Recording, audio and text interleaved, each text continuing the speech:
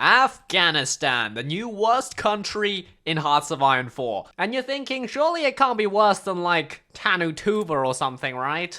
Wrong! This country is so much worse than Tanutuva, it is not even funny. Because whilst Tanutuva has less factories and population, I mean, 85k is kind of a joke, you can do all sorts of meta strategies, like drag the Soviets into a war with China, or like power drop on Paris, and all sorts of stuff that makes it not so bad. Afghanistan, on the other hand, is stuck between three countries way stronger than us, so there's no way to get out. We don't really have an economy, as you can see, by our abysmally low factory count, and in case we didn't notice the factory count ourselves, Paradox has very graciously added this god-awful modifier, subsistence economy, which sucks, and to get rid of it, you need 20 civilian factories. Where we're supposed to get 20 civilian factories exactly, they have not explained to us. So I think you see the problem. And because I have literally nothing better to do, I'm also gonna do some of the Afghanistan achievements, and they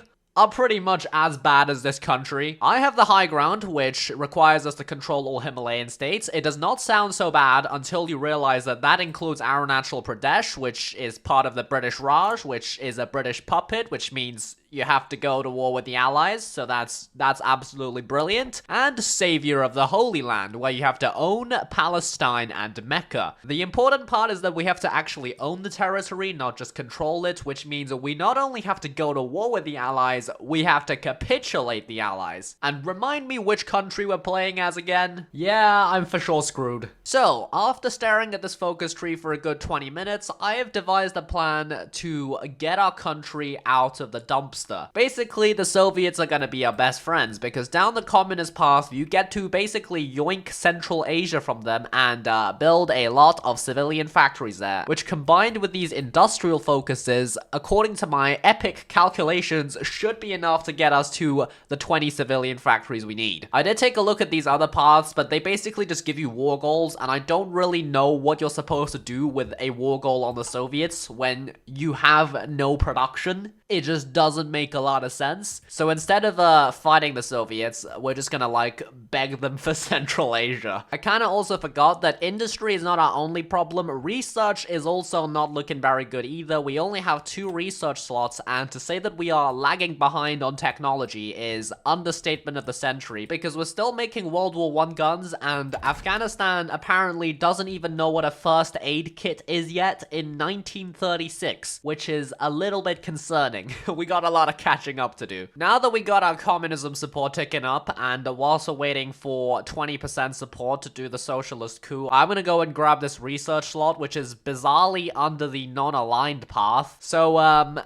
support the king, I guess, even though we're also going to be staging a coup in like 2 seconds. Kind of similar to like the Ethiopia situation, where you have irregulars on this side and like a regular standing army on this side. The irregulars are pretty horrible late game, and since we're planning to go to war with the Allies, not really that great. The only reason you'd ever do this is because you get to like steal a bit of land from the Raj, but the land you get is like this area, which is completely worthless. There's like no natural resources here and no industry at all, so yeah, irregular path, pretty awful. Interesting thing about Afghanistan is that despite all of our modifiers, our base stability is actually a big fat 0, and you might know that these anti-ideology raids decisions removes 10 stability and then gives it back to you over time. The thing is, when you have 0 stability, you can't really remove any more from that, so these decisions straight up just give you like free 10 stability for 50 political power.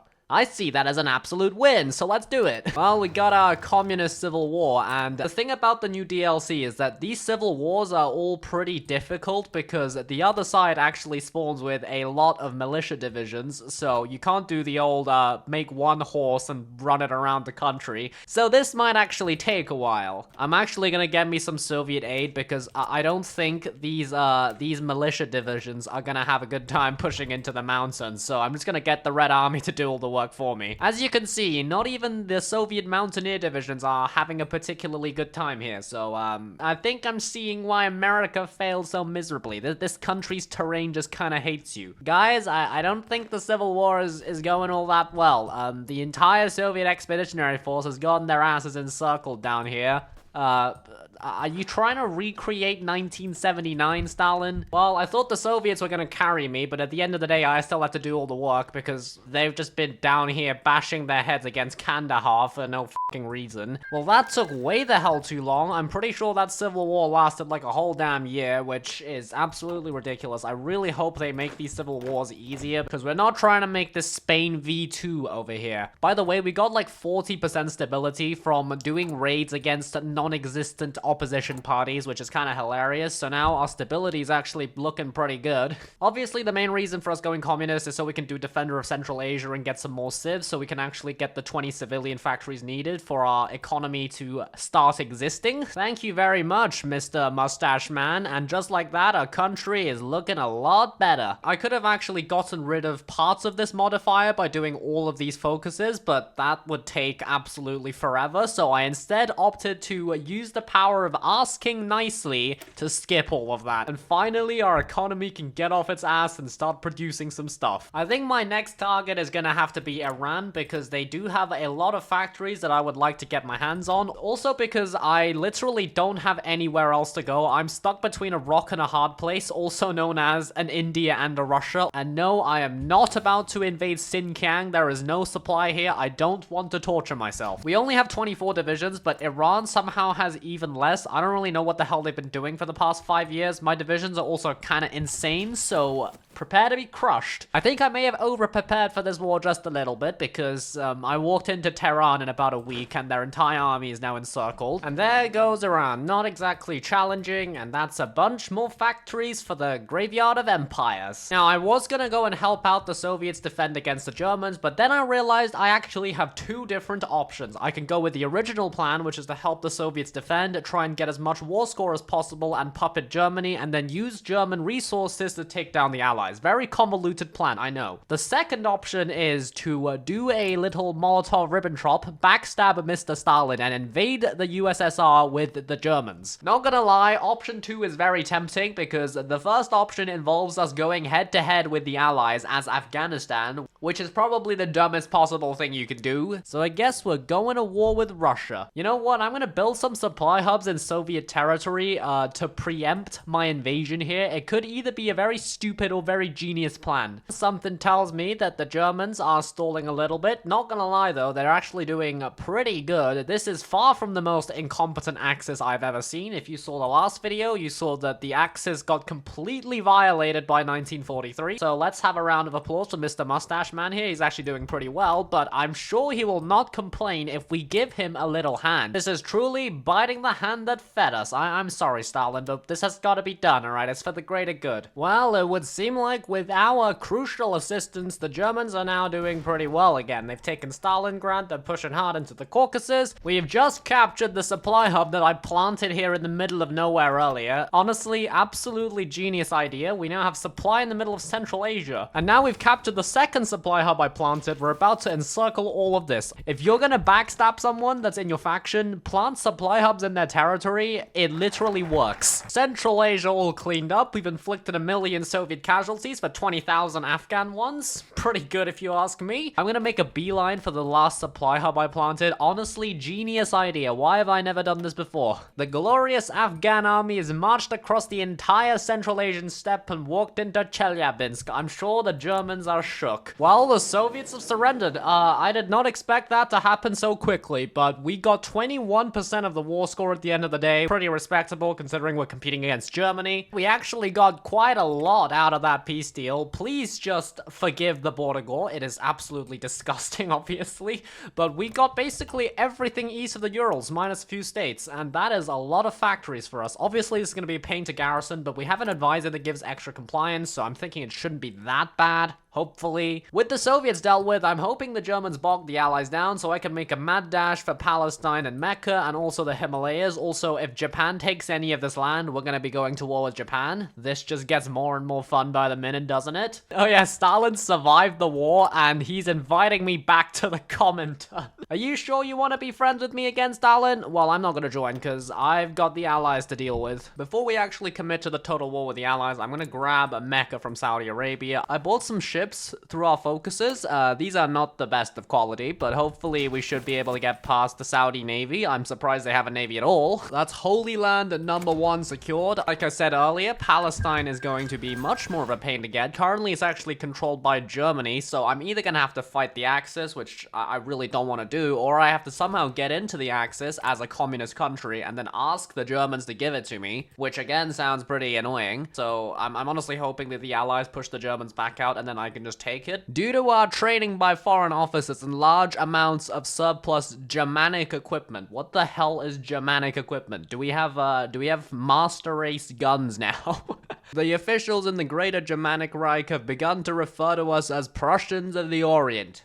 Yeah, goddamn right. Well, apparently Vichy France just got their entire country back. That is certainly a choice, Mustache Man. I've never seen this happen in a historical game, but, welcome back, Pertain. Actually, just before we go to war with the Allies, I'm gonna give this focus a shot. This is basically gonna ask India to give us Pakistan. I have no idea if this is gonna work or not. Probably not gonna work, because imperialists don't really get along with communists, but we're gonna give it a shot anyway. If we get Pakistan for free, that's gonna be pretty epic. As expected, they didn't just give Pakistan to us for free. Kind of disappointing. But I guess war it is. So earlier I was talking about how you had to own Palestine, not just control it. Well, there is actually a pretty clever workaround to that. If you take the land, get 80% compliance, and make a collaboration government, that puppet will own the territory. If you then annex that puppet, you will own the territory, which means we don't have to capitulate the Allies. All we have to do is to take Palestine and wait like 5 million years for the compliance to go up, which is almost as bad. But if there's a way for me to avoid invading America, then you bet your ass I'm gonna do it. So here's the brilliant plan. We're gonna swoop in here, take Palestine, get that compliance going up ASAP. We're gonna like dig in behind the Suez, and then we're gonna go east, we're gonna conquer India, we're gonna take Nepal, we're gonna take Tibet, we're gonna take everything in the Himalayas. Absolutely ingenious plan with no chance of catastrophic failure.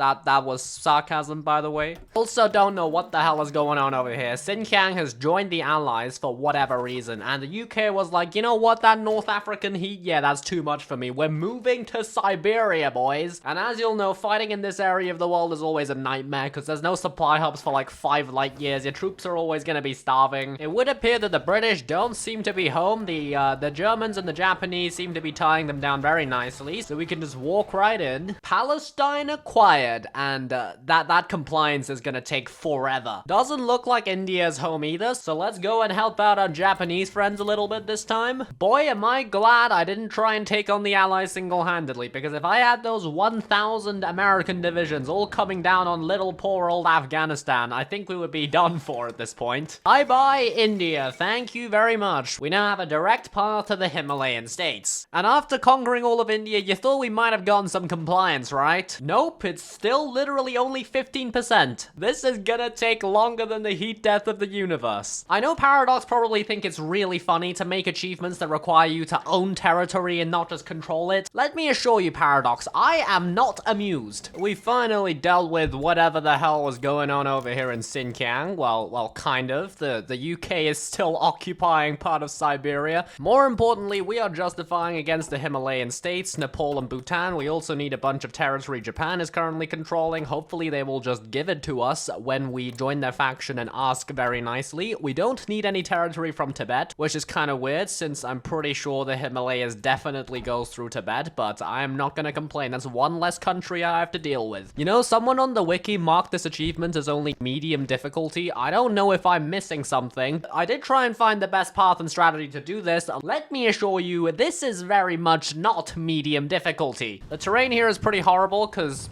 we're in the Himalayas, of course it's horrible, but nothing in Hoi 4 can't be solved by a lot of carpet bombing. I love Cass. Just like that, I have successfully traded all of this Indian territory that I don't really care about for the Himalayan states, which we need for the achievement. Pleasure doing business with you, Mr. Hirohito. And now that we've taken Bhutan, that is 1 achievement out of 2. Thank God, this achievement only requires us to control the territory and not own it. If I had to own all of this, I think I would just go completely mad. Speaking of owning, we have 29% compliance, and we need 80.